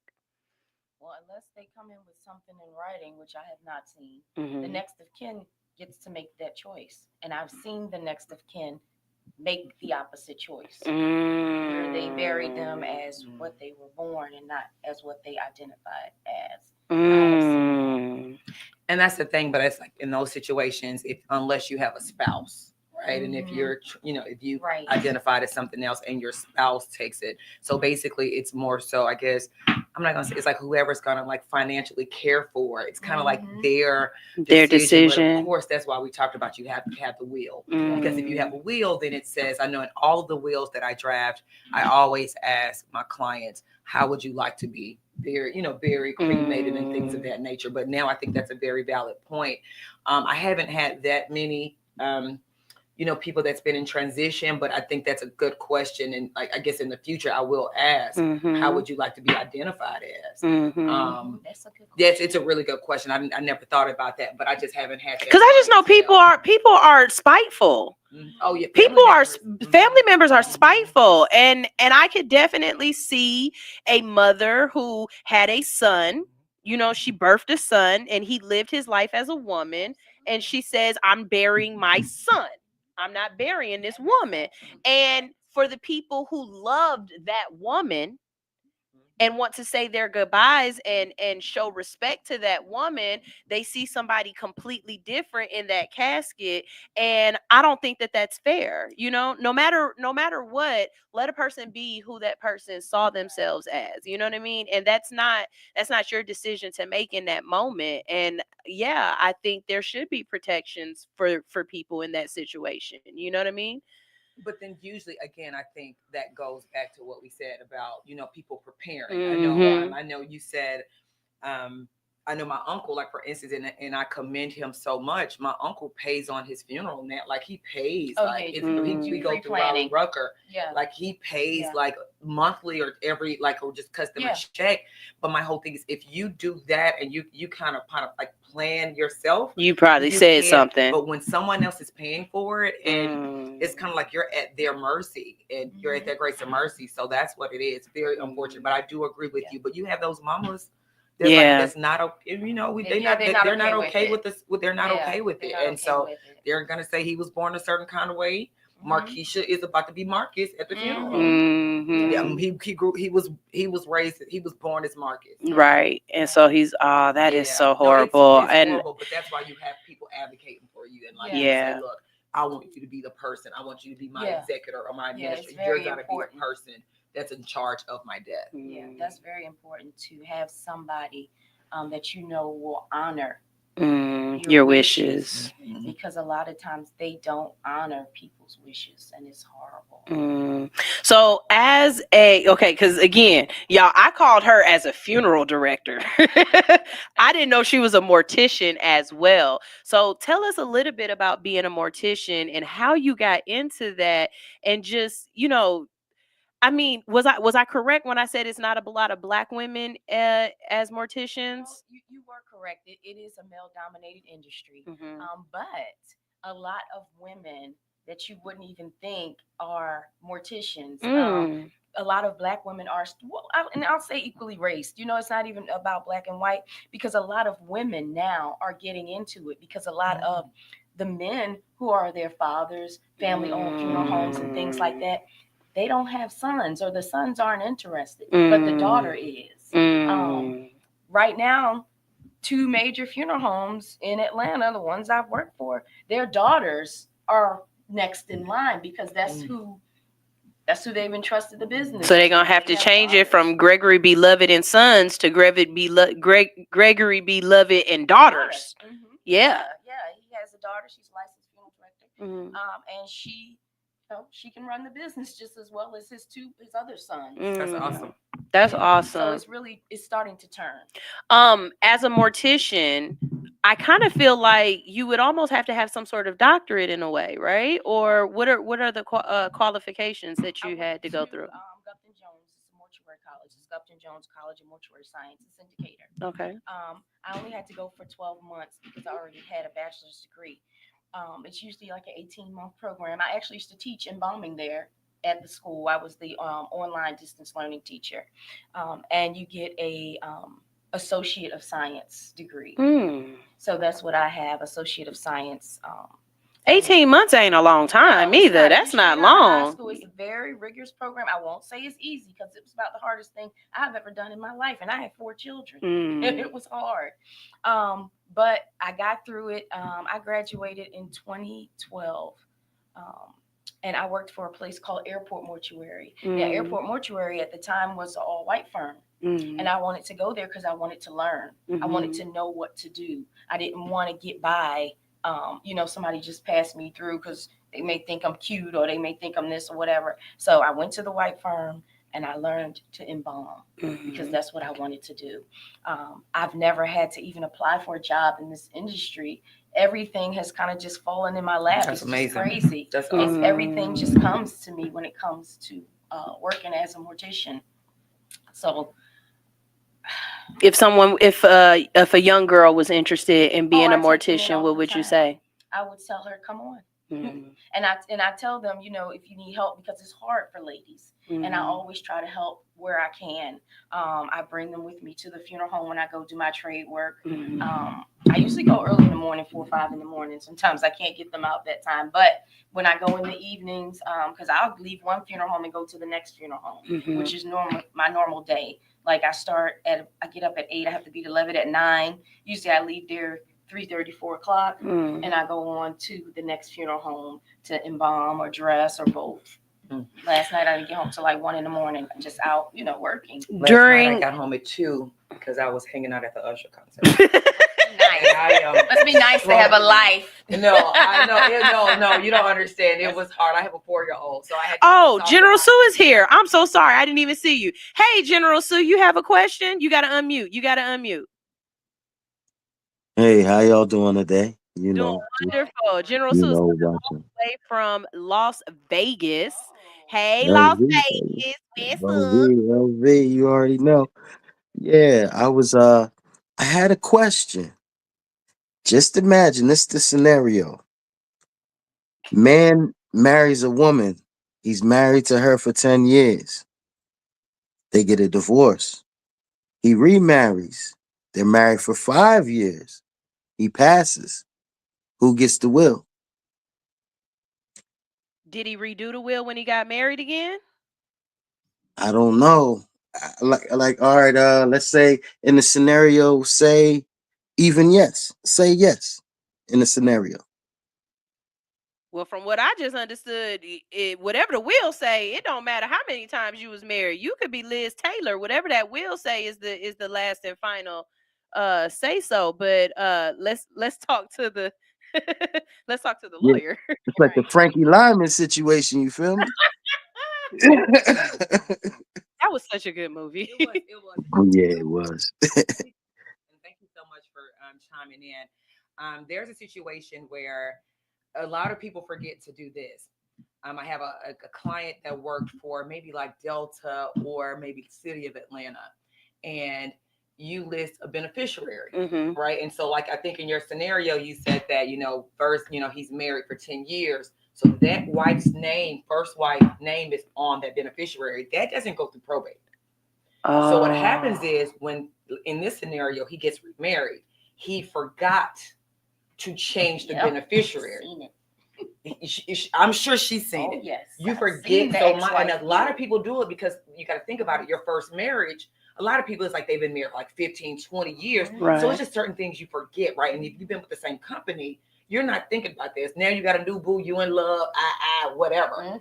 You got this new wife, beneficial, like in some of these plans, again, like I said, 20, 30, 40 years, like they've been married. So they have accrued a lot of money.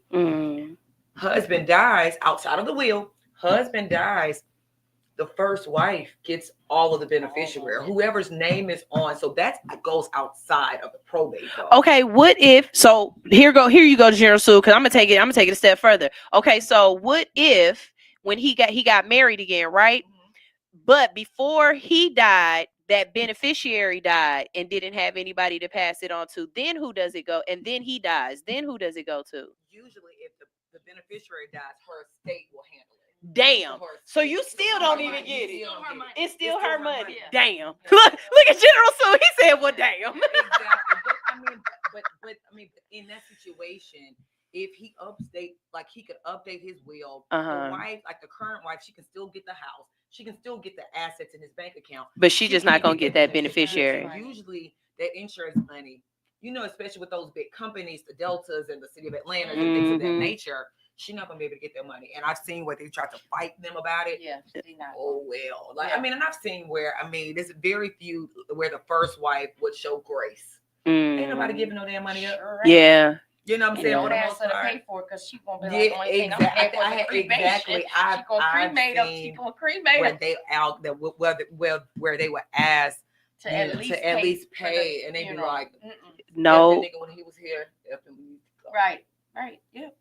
Wow. Seriously. So, but that's a good question. That's a good question. If you decide to get married, make sure you got your eyes dotted and your T's. Or if you divorced and you go fix that. That's one of the things you go change when you get divorced. Fix that. Fix that. A lot of people don't get a divorce. I've seen where they've been separated 15, 20 years down the line, never got divorced, not together. Nope. And now that person that you were married to and with 15 years ago, probably hadn't seen in them 15 years, can come right in and take everything because they're an heir and plan your funeral or say no. See, I ain't even gonna front. That'd be me. That would have been me. That would be me because I love my husband to death. But if something happened, I ain't necessarily gonna get a divorce. I move out. But I ain't necessarily. I put in this time. I promise you that Social Security, that pension, all of that. I'm gonna get all that. It's important to get married. Well, look what they say. I'm gonna hold out. I'm gonna wait you out. I got good. Look, I eat right. I exercise. I'm gonna wait you out. On this one. Yeah. Thank you, General Sue, for your question. We appreciate you. See you later. Okay, so on the lines of funeral homes, and as far as being a director, what are some things that we need to make sure we have in order? Just off one thing that I'm thinking about, and I know it happened to my friend as well. So, my grandparents, they paid for their, I don't even want to say plot because they got a mausoleum. They in a wall somewhere. Oh, wow. Yeah. Let me tell you what my grandpa said. My grandpa said, if I go first, you can put me in there. But when my wife died, I want you to take me out and I want you to flip my body over so I can be laid on top of my wife. My grandpa crazy. Where you from? Ohio. My grandpa crazy. He said, lay me on top of my wife so I can be on top of my wife for eternity. For eternity, okay? But one of the things that we ran into was even though they had paid for their plot and they had paid for everything years before he had passed or whatnot, when he did pass, it was like $1,200 they had to come up with. The what? Open and close. You have to pay for them to open and close the grave. Oh no, I was talking about it was some kind of piece of plastic. Yeah, if it's a mausoleum, you have to still pay for them to open and close. Okay, so let's talk about those costs that we don't know about, and are we able to pay for those before we pay, or that's a cost that you just have to wait until? Wait it out because it's based on inflation. Pretty much, it's a service, so you can't prepay for open and close. The vault. It's merchandise that you can't prepay for. So I mean, some cemeteries may have packages. A lot of times where they'll make it affordable. Or I know we're talking about prepaying when they go in there and they prepay. But normally they always have an insurance policy if they're that responsible to prepay. So that insurance policy can pay for those open and close costs. But there are some extra things. We call them. It kind of goes on the other side of when people want the programs, they want 10 limousines, they want all that fancy, white doves and stuff like that. That go on the other side of the bill. That's the stuff you have to pay for up front. Okay. Even if mama and daddy paid for the funeral, they chose the casket, they paid for all the funeral services and things like that. But those extras, you have to pay for those out of pocket. Okay. How much would you say is a typical funeral? That was my next question. Because I know it's different. How much would you say? Like if I want a Viking funeral, how much that's gonna cost me? The way I just at the beginning of the show, she said I'd be making faces. I'm glad. I love faces. Let's go. Make them faces. You can do a typical decent funeral between $10,000 and $12,000. Okay. You can get a decent. I mean, you get a basic casket. And basic service. I don't know if you want to include the cemetery. If you want to include the cemetery, then the cemetery does. I don't know much about cemetery pricing, but they have packages as well that range from like $2,500 to $3,000. Somewhere along that line, you can get a funeral package. They normally pick the spot where you're gonna go, and it's usually in the back somewhere. But again, at least you had a decent funeral and a decent burial. Okay. So is it good to just tell people, look, just go ahead and get maybe like a $20,000 life insurance policy, or like what would your advice be, especially for our community when people they just don't, when they be like, it just wasn't enough, right? Like what's enough? Like what should cover it? $20,000 is enough. Okay. And normally for that you can get, like, I have policies on both of my adult children, and I have a $25,000 policy on them, simple, but I pay $15 a month. It's Globe Life. I pay $15 a month for them to have insurance, because God forbid something happens. Yeah, car accidents happen, people. Yeah. Trees fall, like things happen. I'm telling you right now, George, Zoe, and George, you spend $20,000 putting me in the ground, and I will come back. Okay, I will come back. Like, I do not spray paint or airbrush no casket for me. Do not put me in the ground with no Louis Vuittons on. Like, don't do that. Don't. The last thing they're gonna be able to do for their mama. Let them do what they want to do. Baby, if you didn't do for me while I was alive, don't do for me while I'm dead. I swear to God. Love me now. I am not Egyptian. I'm not trying to take it with me. Love me now. Yeah.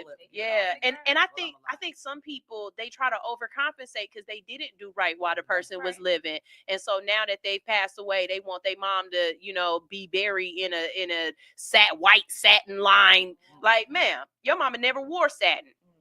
Your mama can't spell. She can't read cashmere out loud. Look, she can't even read cashmere out loud. $30,000. Jesus. He said a funeral costs between $15,000 and $30,000. Don't you do that? Don't you pay $30,000 for that? It depends on what you want, and maybe that includes the repast. Maybe that includes the repast. I guess it includes. Oh, we better be. It better be a fish fry. What I gave y'all was kind of bottom. I gave y'all the bottom of the barrel with a funeral cost 10 to 12. He's saying 15 to 30. Yeah. It can cost 15 to 30. That's absolutely true. What's the most extravagant? What is the most extravagant funeral that you've seen? Before you do, I'm gonna tell you what I seen. Okay. So when my husband's father passed away, he was kind of known in the city or whatnot, right? They put this man in a horse-drawn carriage and took him down the freeway. Do you know how difficult it is to shut down the freeway? To make sure all these cars is in line. Them police escorts is expensive. Okay. So to me that was kind of big. But what's the most extravagant thing that you've seen so far? I mean, I've seen that, the horse and carriage, the Sprinter vans, I've seen so many funerals. I don't like to go to the big funerals, to be honest. And I used to tell them when I worked at Willie Watkins, even I work at Levitt, all I do is embalming and dressing there, though. I don't go on any funerals. But when I would go on the funerals, put me on a small funeral. Put me with the little people. I don't want to go on those big, extravagant funerals. So I really can't. I can tell you which the biggest one I've seen from watching it on live stream. I mean, recently they just had, Rich Homie Quan funeral. That was a big one. I just came from, though, a very good friend of mine, 40 years old. He's a mortician in Florida. Passed away. And his funeral was Rich Homie Quan status. When I tell you they had the church decorated, the floor, they put his picture on the floor, big, huge, yeah. So, and all the funerals, over 1,000 people were there for this service. So that was, and he was in a Millennium, which is about a $2,000 casket. Ranye said $200. Put me in a bottle and let it be done. You still gotta get cremated though, right? So if you want to go in the bottle, he has something. The cremation's gonna cost you. Exactly. Yeah, cremation's still gonna cost you. Cremation's still gonna cost you. How much does cremation run? And that's depending on what funeral home you go to. Now they have crematories where you can go straight to the crematory, and probably $10.95, $11.95, but that's going straight to direct cremation. That's no service. That's nothing. That's just the retort. They picking you up and they taking you to the furnace. Basically, it's a retort, but y'all understand furnace. if you go to the funeral home and you want a memorial service and things like that, then that's when it can start getting costly, $3,000 and up. You start going up there for that. When you want to urn, when you want a memorial service, church, chapel, things like that. So it's all about what you desire, what you want. That's how much do you want to spend? Or whoever, when you die, what they want. Charge, right. Yeah, what you they haven't want. given your instructions, right, what they want. But you can go to the funeral home and make pre-arrangements. You can sit down with a funeral director and tell them what you want. And you can make payments that way, or you can get insurance, or there's also pre-arrangement insurance where some people are elderly. Insurance is too expensive for them. So they go into the funeral home and they sit down with a licensed insurance agent most days and write out everything they want. He'll give them the payment plan and they just pay a monthly fee that they can afford for what they chose for their funeral. It pays strictly for the funeral, no third party involved. Like you don't need a beneficiary because this is going straight for this. Okay. Everything you're choosing is for your funeral service. So you're only getting charged what your funeral is going to cost. Okay, that makes sense. We only have a few more minutes, you guys. So go ahead and drop any of your comments or any questions that you have before we go. But General Sue just said something like sitting in a chair, and it triggered something for me. So what about the people who you see, they take the body to the club? Have y'all seen that? I take the body to the club.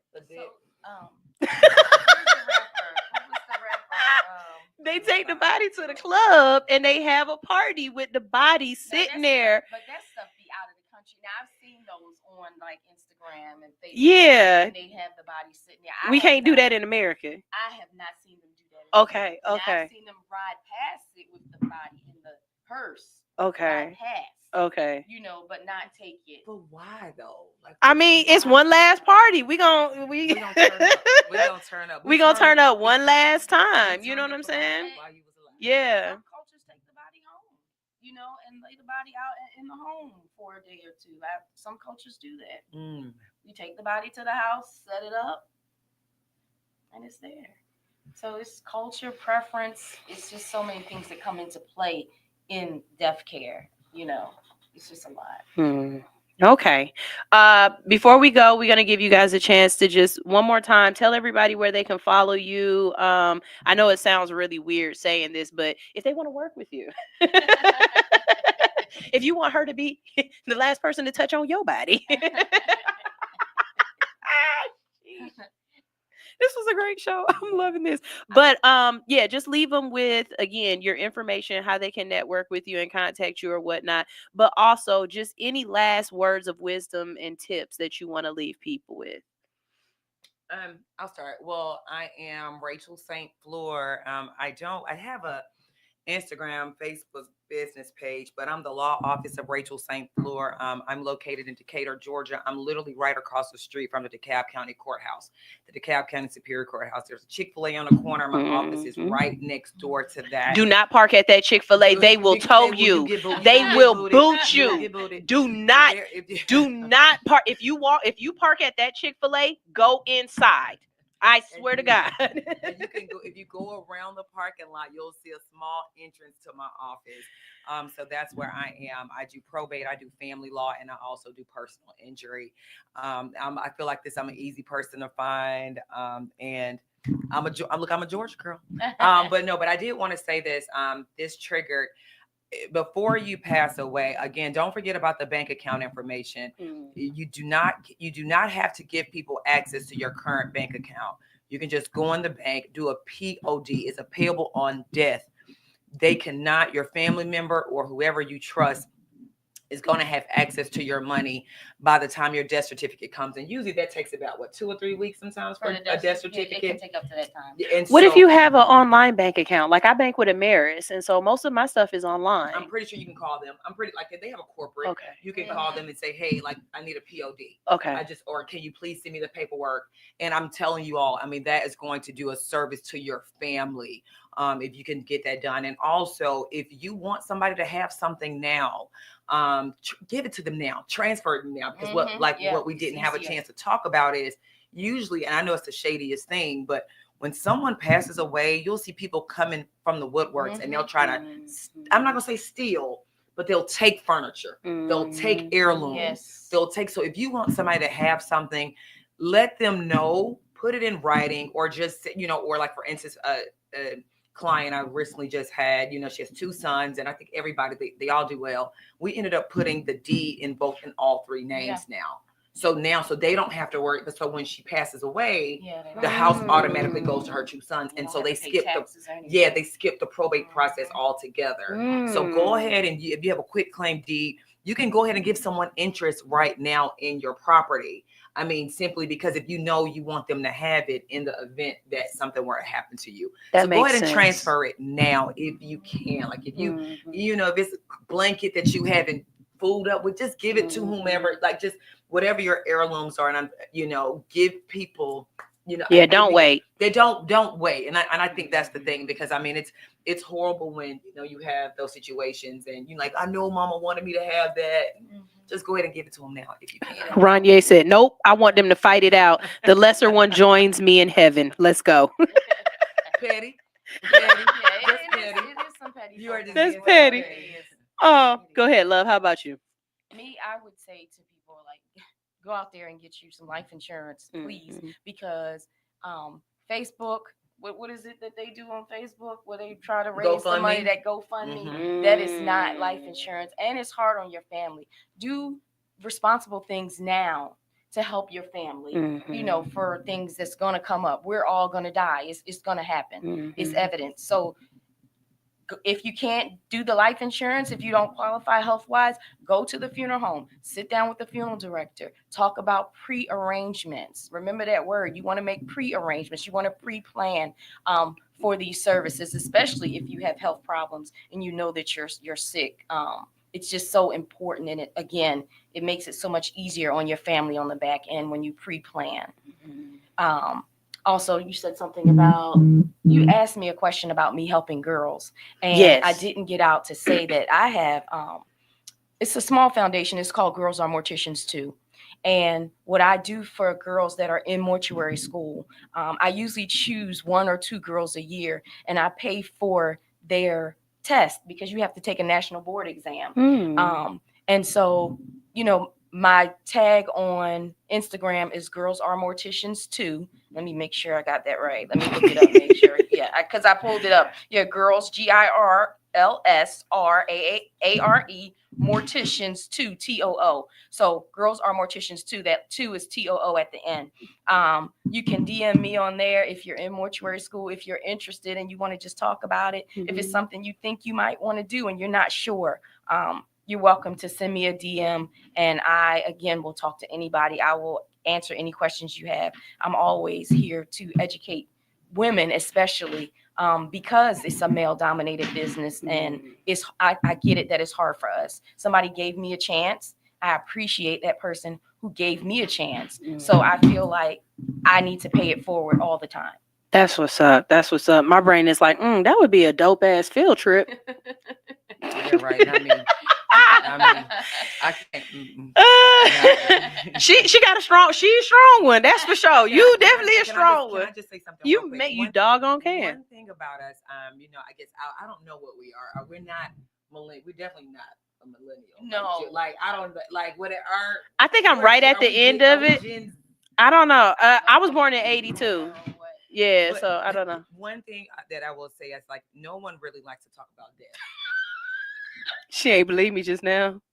She was born in 82, but go ahead. That's the truth, though. She said she was 42. Yeah, that's the truth. I was born in 82. Yeah. I'm 80, baby. Yeah. She looked like. I still look good. She didn't believe me. I promise. I'm not. You don't understand. I'm not auntie status. I'm big sis status. Oh, I'm definitely not. I'm auntie status. Definitely not. Like definitely don't call me auntie. I'm 75. General Sue said, "Wait a minute. Is Decatur single?" He said, "Is Decatur single?" But let me just say this. One thing about this is that we don't like to talk about death. That's true. It's gonna happen. We don't like to prepare about death. do it. It's gonna happen. And like you said, car accidents when you least expect it. And the fact is that we don't want our family to have to start fighting and duke it out. Put something in writing. All of my classmates, if y'all are, you know what I'm saying, because I sent the link to them, and anybody that knows me, I will run a special. I mean, literally, like I can draft y'all a will for little to nothing, y'all. Just let's get it done. And make sure you pick your executor as somebody that you trust, and also always have a backup executor, you know, just in case something happens. Y'all fall out and you forget, Exactly. or they die. They die. You have 2 or 3 people that you always have to list. I always ask people if they say, well, I don't have anybody else. And I'm like, you're going to find somebody else because you never know what's going to happen to, you know, the first person. Y'all go, let's go ahead and put it in writing. And I always say that I have a 4-year-old and I'm like, oh, Rachel, I need to get my will done. Don't wait until it's too late. Just get it done. And it doesn't matter if you don't feel as though you have anything. Yes. It doesn't matter. You still need to plan for that. You still need to prepare. Yeah. Exactly, because you made a great point about like a car accident, and because I do personal injury, let's just say scenario. You know, you have a will, you know, and there's a residuary clause in everybody's will that says, hey, whatever's in my estate that has not been, you know, assigned, it goes to, you know, Rachel or whatever goes to this person. Let's say you die in a car accident and your family decides to go after that insurance company and they end up getting millions of dollars. It's going to go back to that will to say, oh, like it needs to go to this person or it will go to their heirs. So at the end of the day, don't say you don't have anything because you don't know what you may have in the event. Like, of course, if it's a catastrophic event, if it's a tragedy, and like if you're in this I just had an idea, and okay, I'm about to take some time up, but you know the young man who just passed away off of the it wasn't a Six Flags, off of the ride. The young man, he was 14 and he passed away. Yeah, he felt basically in Georgia? No, I don't think it was in Georgia, but he was on a ride. The thing didn't lock down correctly and he fell to his death. He was only 14. So of course they didn't have a will or anything set out that for him, but his parents sued and they both won $105 million each. Had he had a will, even if they would have sued and won that money, whatever his will said, that's who would have got the money. Well, it depends. Well, he's a minor, so he couldn't have a will anyway. But if he was older, it depends. But usually, sometimes if it's a wrongful death claim, sometimes it goes outside of the will. If it's a wrongful death claim. Okay. Well, so usually then it goes. Damn, we don't have enough time. No, because this is a good question. No. Because you just said something. He's a minor, but we have a lot of minors right now that have been making money off of TikTok and YouTube and stuff like that. So you're saying if I was, let's say, just a child actor or an influencer or whatever, and I do have income as a minor, I still can't have a will? No. I think you have to be an adult. You have to be an adult. Yeah, and then your heirs. So usually, if you're a minor, unless you have a child, unless you're like 16 and you have a child, usually a minor, their heirs are going to be their parents and their siblings. So you can't have a will as a child. Yeah, we got to bring them back. I'm sorry, because I've got more questions now. And so I first of all, thank you so much for answering the call. I really do appreciate this. We've got so many comments here. We've got so much information that is going through. And so I know that you guys gave them a lot of what they needed, but I want to keep these kind of things going. So if I call you guys back in a couple of months, I would love to have you guys back on and let's discuss this further. But we've got to get out of here, you guys. You already know there are a ton of shows on this Hits 92.3 platform that are perfect for you to tune into. Coming up at 11 o'clock, we have the GOAT Shop with Pushalini2God.net and Stoner Brown. They be talking all things sports. If you weren't watching on Friday, you guys missed a great show. Fabo called in. He had us dying laughing, talking about if Jordan was the GOAT or if LeBron was the GOAT, and his perspective was absolutely hilarious. But you can go back and rewatch those reruns. Coming up at 12 o'clock, we've got the owner. That's right. We've got Kels coming in for the Lick Show, and she's going to be interviewing someone. I don't know his name off the top of my head, but y'all stick up for that show. And then at 4 o'clock, we have We have Butterfly Bliss with Unbox Top 10. And at 5 o'clock, we have the Gold Tooth Truth with the Golden Hour. Y'all, I've got to get out of here, but you already know. Stay tuned to the Hits 92.3 platform. And if this was your first time tuning in, please subscribe, like, and hit that notification button so you can know the next time we'll be on. Tomorrow is Thursday. I'll be on here talking with Stoner Brown. Tonight, I am making it a point to find that Jamie Foxx or log in to somebody give me their Netflix login. It's good. It's really good. Somebody give me their Netflix login. So I can watch that because I got a feeling me and Stoner gonna talk about that tomorrow, okay? And then of course you can hit me up in the DM and tell me anything you want us to have for Stoner conversations tomorrow. You mentioned the sports, so I want to say go University of Georgia. Go Dogs! Go Dogs! Go Dogs! Yes. And just to let y'all know, some people that you guys know have tuned in. Let's see, because this is a name I've never heard. Gyla White. Hey, girl. She tuned in.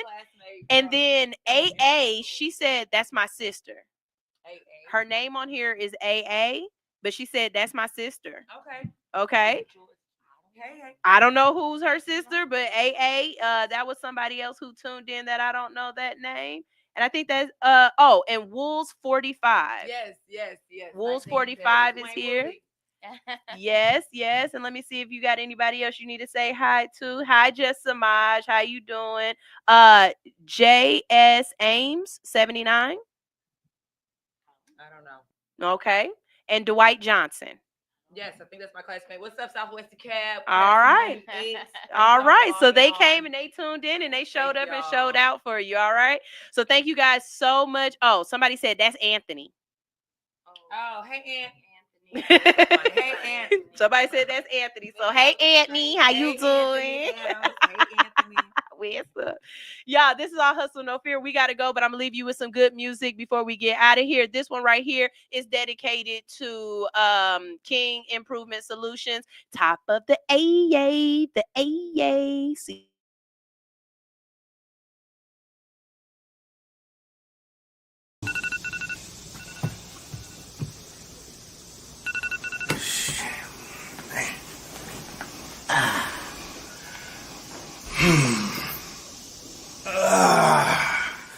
Top of the AA.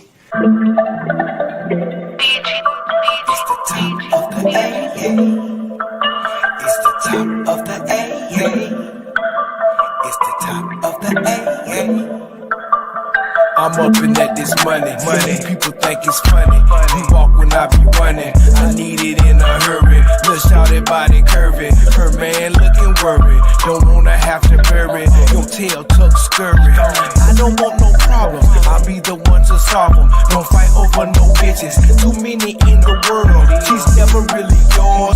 You're never really hers. My vision full of blurs. These niggas looking scared. Looking like a coward. Your attitude is sour. You do it for the minute, I do it for the hour. God gave me the power, grace and gave me mercy. Haters wanna curse me, but their weapons didn't prosper. Satan tried to hurt me, chocolate like a Hershey. New York out to New Jersey, like James, I'm worthy. He see a G coming, but I don't wanna. If I did, she's a goner. We be smoking marijuana in some corner of the AA, the top of the AA. Of the AA, the top of the AA. I'd have her in a sauna by the end of the night. We'd be under the moonlight. By the